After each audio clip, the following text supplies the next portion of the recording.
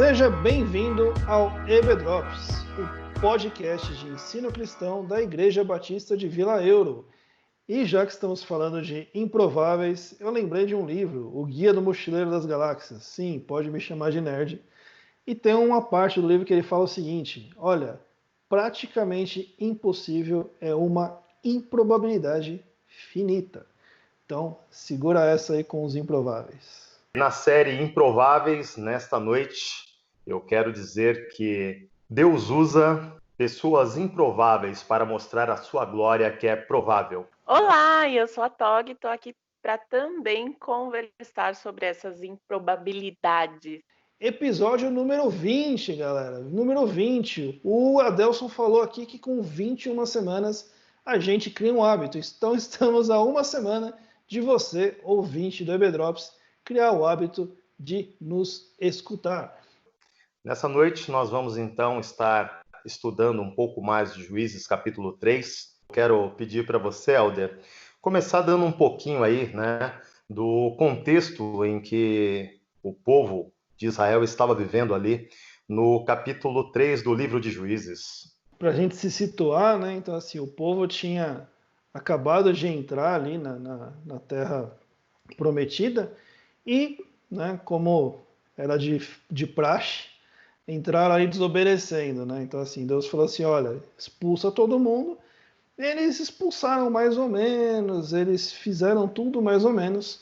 Então, na verdade, se você olhar ali nos primeiros versículos de Juízes 3, você vai ver que mostra que o povo de Israel vivia entre, né, os cananeus, os hititas, os amorreus, os ferezeus ali. Então, aqueles povos que na verdade deveriam ter sido expulsos, o povo falou assim, não, vamos entregar as filhas para que se casem, né? Ou estavam ali começando a se casar, né, com as filhas daqueles povos ali. Então houve uma grande mistura.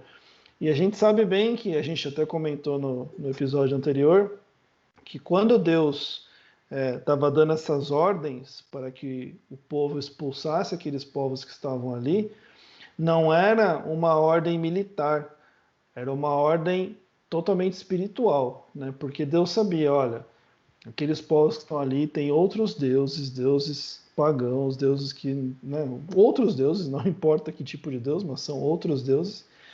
E se vocês deixarem eles lá, vocês vão se corromper, que foi exatamente o que tinha acontecido. E uma coisa interessante também sobre esse ponto, haviam 5 governantes, né? Tinha os filisteus, os cananeus, os sidônios e os heveus. Interessante que no versículo 2, ele fala assim, né? Fez isso apenas para treinar na guerra os descendentes dos israelitas, pois não tinha experiência anterior de combate. Então, assim, era uma geração que tinha crescido numa época já muito mais pacífica e realmente nunca tinham lutado. Então, Deus dá ali, né, uma chance deles serem treinados em combate, porque eles precisariam disso depois. E também, e a chance mais importante, para que eles provassem a sua fidelidade. E, mais uma vez, eles falharam. De novo, os filhos de crente, né? Olha eu pegando no pé nos filhos de crente. Eles nasceram ali já com a terra conquistada, já não tiveram que lutar em Jericó, estão ali de boa, né? Já nasceram na terra prometida, não tiveram que lutar por ela. Só manando leite e mel. Exato. Exatamente. Então nós vemos aí, na verdade, essa terceira geração iniciando novamente um ciclo, onde o povo se esquece do Senhor e se envolve novamente na idolatria de outros deuses, né? E no versículo 7, na verdade, nós vemos que a palavra fala que os israelitas fizeram o que era mal aos olhos do Senhor. Então, a palavra também nos fala que a ira do Senhor se acendeu contra os israelitas, e eles foram entregues na mão do rei Cuxã-Risataim, rei da Síria, da região ali da Mesopotâmia.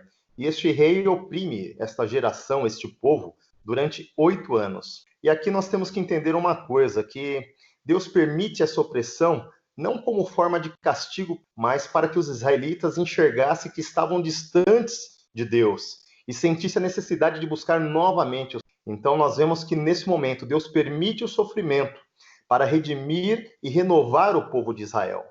Mas o povo, ali no verso 9, ele começa a clamar ao Senhor. E Deus, na sua infinita misericórdia, levanta um libertador, um juiz, chamado Otoniel, que na verdade era filho de Quenazo, sobrinho de Caleb. E é interessante nós enxergarmos que a única contribuição, né, dos israelitas para a sua própria libertação foi clamar a Deus, pois através do clamor eles expressaram arrependimento. O arrependimento, ele é vital para a renovação e para a restauração da vida.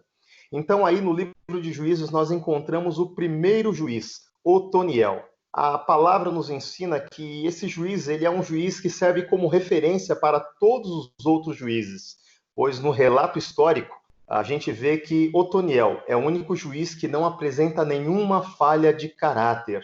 Então, através da vida de Otoniel, Deus envia liderança e o Espírito Santo ao seu povo. Então, Otoniel, ele lidera o povo na batalha e eles derrotam, então, o rei Cushan-Risataim. Israel, depois de toda a opressão, depois de todo o sofrimento, clamou a Deus, Deus levantou Otoniel e Otoniel traz novamente a liberdade para o povo. Esse juiz traz novamente a presença de Deus a este povo. E, através da vida de Otoniel, o povo goza de 40 anos de paz naquela terra, até que Otoniel vem a falecer, né? E aí o povo começa novamente a se esquecer de Deus. Eu acho legal ressaltar que não só para os juízes, mas na nossa vida hoje também, né? Eu acho que é muito comum, Deus vai te castigar, hein? Deus castiga. Olhando sempre como as consequências do nosso pecado como uma vingança, um castigo de Deus. Quando, na verdade, Deus está chamando a nossa atenção para um relacionamento com Ele. Quando Ele está, na verdade, sendo misericordioso, Ele está dando um sacode mesmo para que a gente possa olhar para quem a gente nunca deveria ter deixado de olhar, né?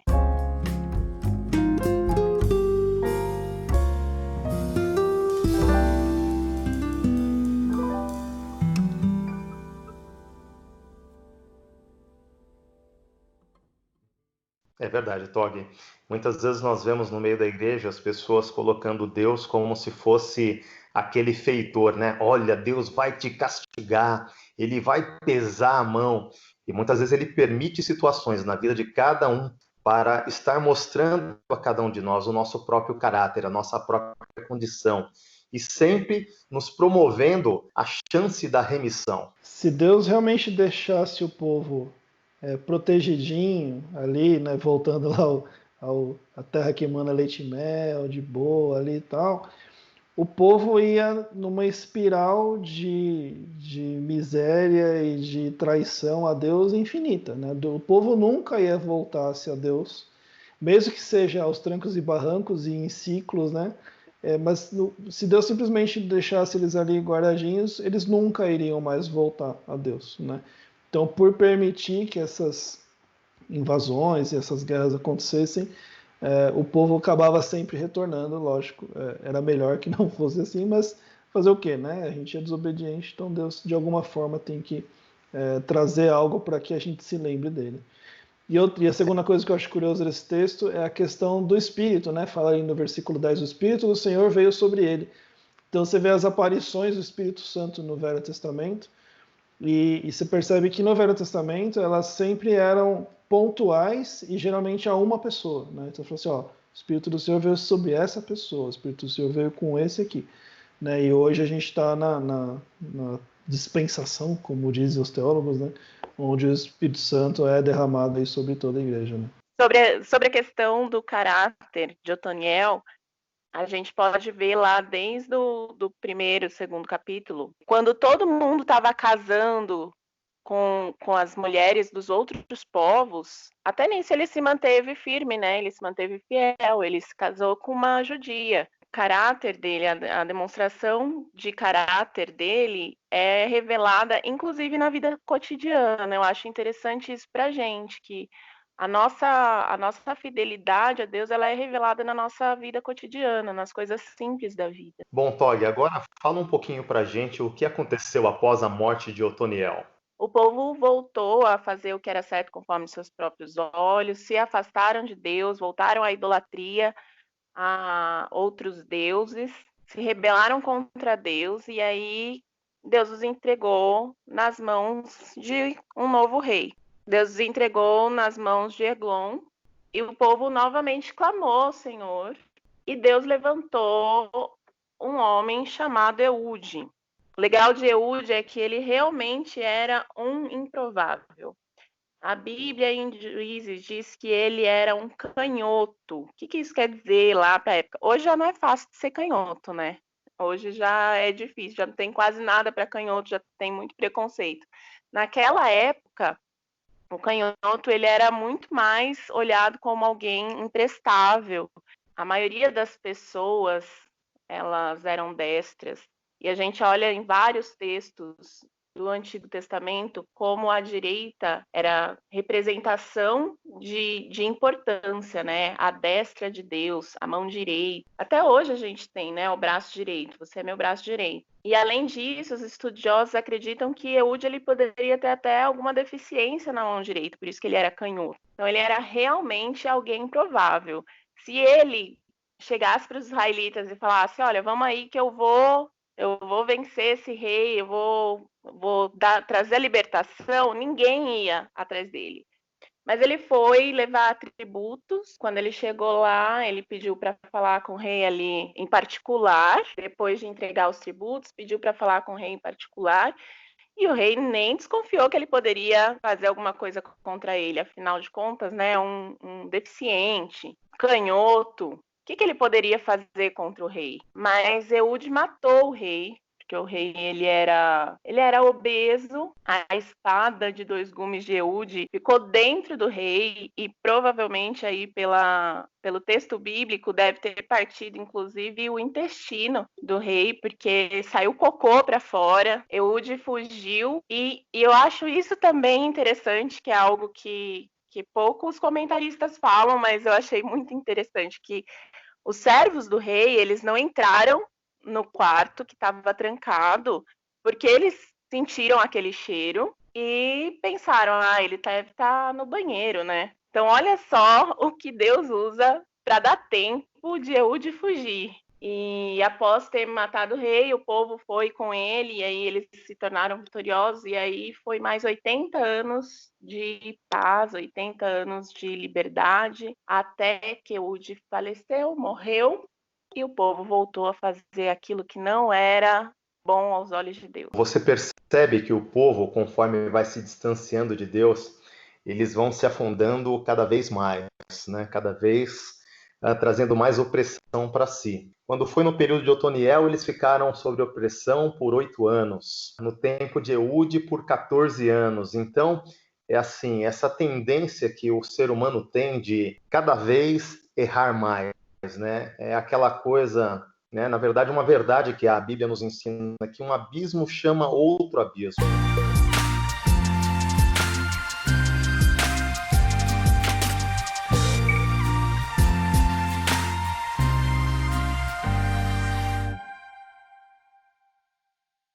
Um detalhezinho que tem no texto, né, que fala que Eude ele colocou a espada dele na coxa direita, né? Por quê? Porque os destros eles levam a espada no lado esquerdo, é sempre o lado oposto. E ele não, exatamente por ser canhoto, ele usou o lado oposto. Então, muito provavelmente, ele não foi nem revistado. Provavelmente bateram o olho do lado esquerdo ali e falaram assim, lógico que ele não tem espada, né? Esse deficiente aí, esse canhotinho aí. Então, realmente, todo esse desprezo dele foi a destruição do rei, né? Você pode falar um pouquinho pra gente aí, Helder, agora, depois aí, né, da vida de Eude, o que aconteceu? Então, aí passado, né, essa chegada, ou melhor, né, esse tempo de Eude, Israel ali teve 80 anos de paz. É engraçado porque a gente olha um texto tão curto, né, que o capítulo 3 tem 31 versículos, mas a gente está falando de um período de tempo enorme, né, entre esses 3 juízes, né. Então passou o tempo de Eude, 80 anos, veio um juiz que não é muito comentado, né? A gente estava até conversando aqui nos bastidores do EB-Drops, que o Tim Keller nem falou, na verdade, no livro mesmo, o Tim Keller acaba nem falando sobre esse juiz.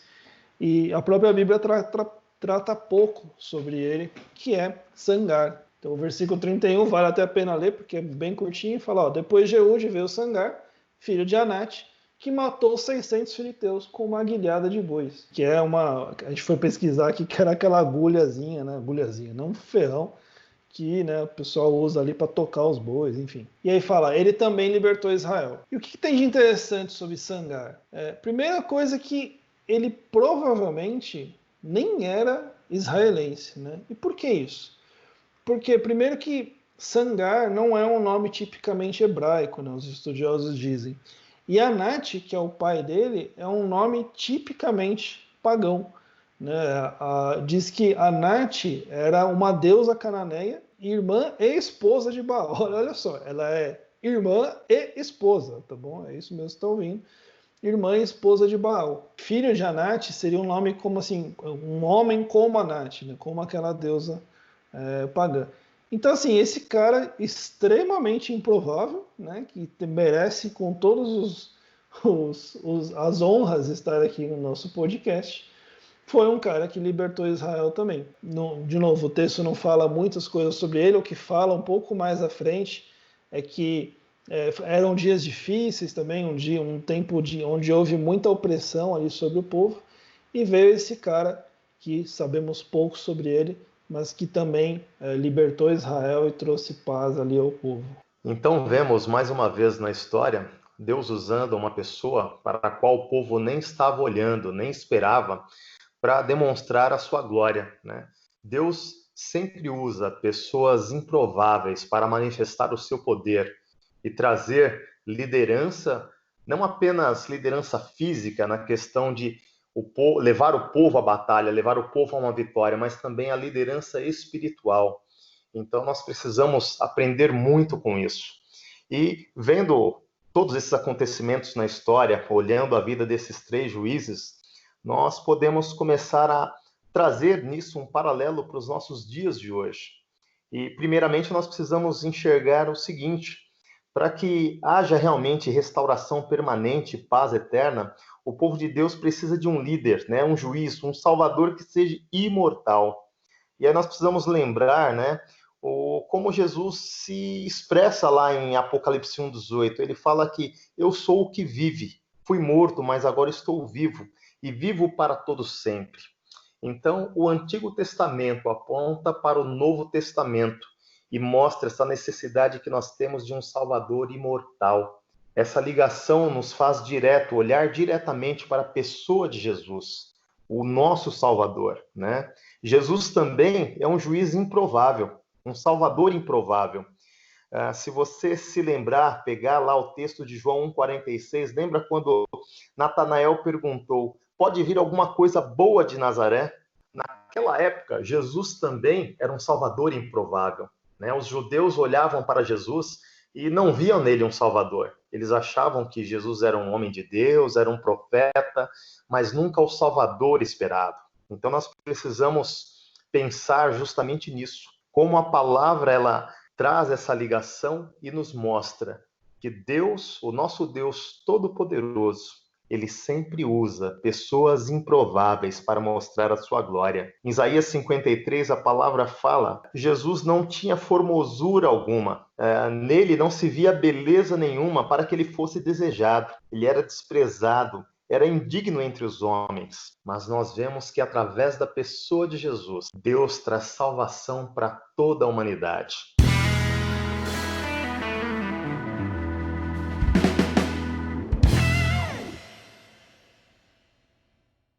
Tem uma frase bem legal do Keller no livro. Ele diz assim: não cometamos o mesmo erro de Eglon, que olhou para o libertador escolhido por Deus e não lhe deu nenhuma importância. Que mais ou menos a gente faz, muitas pessoas fazem com Jesus, né? Ele vai me salvar, esse é o Salvador, esse é o libertador. Que a gente não cometa o mesmo erro que Eglon, que o rei Eglon, né? Olhar para Jesus e não reconhecê-lo como nosso libertador eterno. E nós precisamos aprender como igreja hoje que todos nós que fomos alcançados pela graça de Deus somos pessoas improváveis. Muitas pessoas olharam para nós e não viam nada de bom.